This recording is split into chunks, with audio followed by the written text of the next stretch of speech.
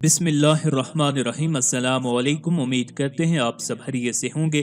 سورہ القصص قرآن مجید کی 28ویں صورت ہے اور اس میں 88 آیات اور 9 رکوع ہیں۔ یہ مکی صورت ہے، یعنی یہ صورت مکہ مکرمہ میں نازل ہوئی ہے۔ سورہ القصص میں کل الفاظ 1585 ہے، جبکہ کل حروف کی تعداد 5847 ہے۔ یہ صورت قرآن مجید کے 20ویں پارہ پر مشتمل ہے۔ سورہ القصص قرآن کی کتابی ترتیب کے لحاظ سے 28ویں، جبکہ ترتیب نزولی کے اعتبار سے 49ویں صورت ہے۔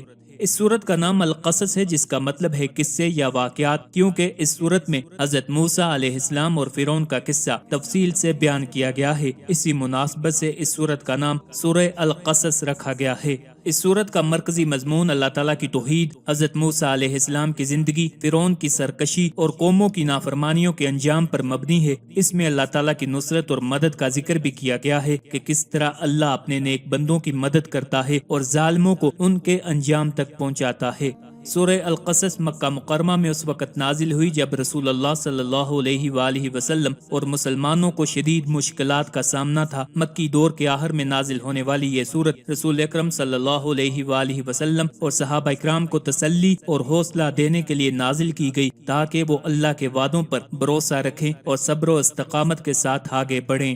اس صورت کا نزول اس وقت ہوا جب کفار مکہ رسول اللہ صلی اللہ علیہ وآلہ وسلم کو سخت اذیتیں دے رہے تھے اور مسلمانوں پر ظلم و ستم کے پہاڑ توڑ رہے تھے۔ اس صورت کے ذریعے مسلمانوں کو حضرت موسیٰ علیہ السلام اور ان کی قوم کے واقعات سنائے گئے، تاکہ وہ صبر و استقامت کا مظاہرہ کریں اور اللہ کی مدد کا انتظار کریں۔ حضرت موسیٰ علیہ السلام کی زندگی کے مختلف مراحل، خاص طور پر فرعون کے ظلم و ستم سے نجات کو بیان کر کے رسول اللہ صلی اللہ علیہ وآلہ وسلم کو اور صحابہ اکرام کو حوصلہ دیا گیا ہے۔ سورہ القصص کا قصہ حضرت موسیٰ علیہ السلام کی زندگی میں آنے والی مشکلات اور ان پر اللہ کی نصرت کا بیان مسلمانوں کو صبر و تحمل کا درس دیتا ہے۔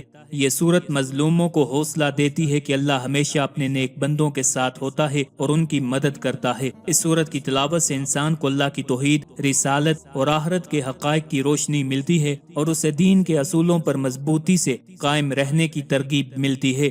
سورہ القصص کی تلاوت اللہ کے نیک بندوں کو ان کے دشمنوں سے نجات دلانے کا ایک ذریعہ بنتی ہے، کیونکہ اس میں فرعون جیسے ظالم کے انجام کا ذکر ہے۔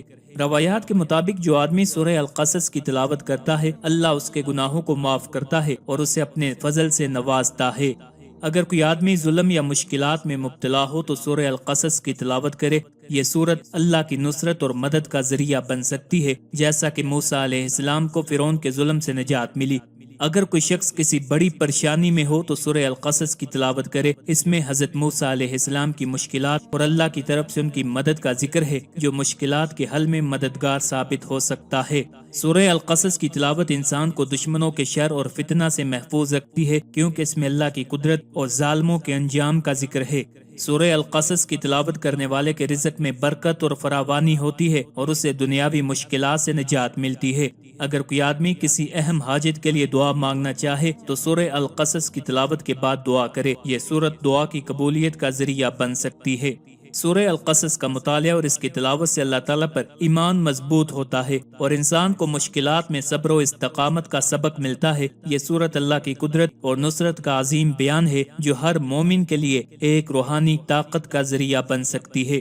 اس صورت میں تفصیل کے ساتھ اللہ تعالیٰ نے حضرت موسیٰ علیہ السلام کے واقعہ کو نقل کیا ہے۔ موسیٰ علیہ السلام کا واقعہ قرآن کریم میں کئی ایک مقامات پر ہے۔ سورہ طٰہٰ میں، سورہ القصص میں، سورہ الاعراف میں اور بھی کئی صورتوں میں حضرت موسیٰ علیہ السلام کے واقعے کو بیان کیا گیا ہے۔ موسیٰ علیہ السلام کا پورا واقعہ سنن نسائی کتاب التفسیر میں حضرت عبداللہ بن عباس رضی اللہ تعالیٰ عنہ سے مروی ہے۔ یہی واقعہ اگر آپ دیکھنا چاہیں تو سورہ طٰہٰ کے تحت تفسیر ابن کثیر میں دیکھ لیں۔ وہاں موسیٰ علیہ السلام کا واقعہ اول تا آخر موجود ہے۔ آپ کی رہنمائی کے لیے یہاں ہم حضرت موسیٰ علیہ السلام کا مختصر واقعہ بیان کر رہے ہیں۔ حضرت عبداللہ بن عباس رضی اللہ تعالیٰ عنہ نے اس حدیث میں حضرت موسیٰ علیہ السلام کا واقعہ بڑی تفصیل کے ساتھ بیان کیا ہے۔ حضرت موسیٰ علیہ السلام کی پیدائش سے پہلے فرعون مصر پر حاکم تھا۔ فرعون اور اس کے درباریوں میں یہ بات معروف تھی کہ بنی اسرائیل کے لوگ اس بات پر خوش ہیں کہ ان کی قوم میں بادشاہ بھی ہوں گے، ان کی قوم میں نبی بھی ہوں گے، اور یہ بشارت حضرت ابراہیم علیہ السلام نے دی ہے۔ پہلے ان لوگوں کا خیال تھا کہ وہ نبی یوسف بن یعقوب ہیں، وہ فوت ہو گئے، تو پھر ان کا خیال ہوا کہ کوئی اور نبی آنا ہے جو ہماری عزت کا باعث بنے گا، ہمیں غلامی سے نکالے گا۔ تو فرعون کی جو شورا تھی انہوں نے مشورہ دیا کہ آپ ایسا کریں کہ ان کے بچے قتل کریں اور خدمت کے لیے ان کی بچیاں زندہ رکھیں، نہ ان میں کوئی لڑکا ہوگا اور نہ بادشاہ بنے گا۔ اس کے لیے انہوں نے ایک پولیس متعین کر دی کہ جس گھر سے اطلاع ملے کہ یہاں بچے کی پیدائش ہوئی ہے اس کو لے کر ذبح کر دو۔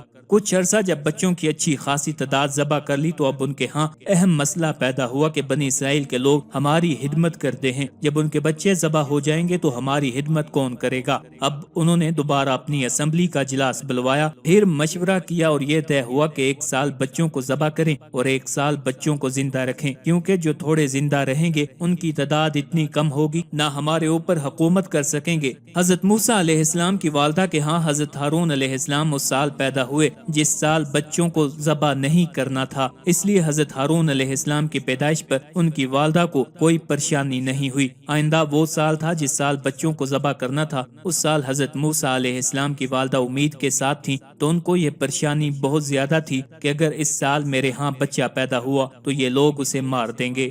حضرت ابن عباس رضی اللہ تعالیٰ عنہ فرماتے ہیں کہ یہ آزمائش ان آزمائشوں میں سب سے پہلی آزمائش تھی جو حضرت موسیٰ علیہ السلام کی والدہ کے لیے تھی، اور اس مرحلے سے حضرت موسیٰ علیہ السلام کی والدہ گزری ہیں۔ اس صورت کا مرکزی مضمون یہ ہے کہ اس میں بیان کیے گئے واقعات کے ضمن میں اسلام کے بنیادی عقائد جیسے توحید و رسالت اور مرنے کے بعد دوبارہ زندہ کیے جانے کو ثابت کیا گیا ہے، اور اس صورت میں یہ مضامین بیان کیے گئے ہیں۔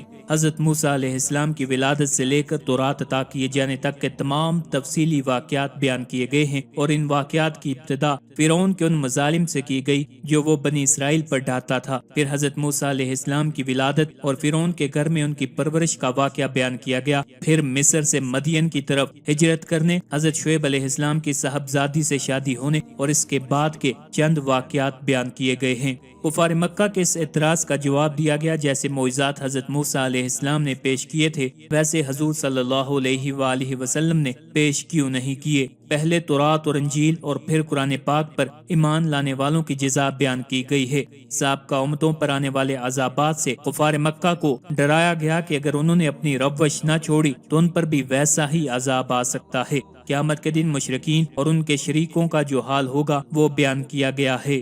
حضرت موسیٰ علیہ السلام اور قارون کا واقعہ بیان کیا گیا کہ اس نے کس طرح سرکشی کی اور اس کا کیسا دردناک انجام ہوا۔ ان دونوں واقعات میں نبی کریم صلی اللہ علیہ وآلہ وسلم کی نبوت کی دلیل ہے، کیونکہ جب یہ واقعات رونما ہوئے تو اس وقت آپ صلی اللہ علیہ وآلہ وسلم وہاں پر موجود نہیں تھے، اور نہ ہی آپ صلی اللہ علیہ وآلہ وسلم نے کسی آدمی سے یہ واقعات سنے تھے۔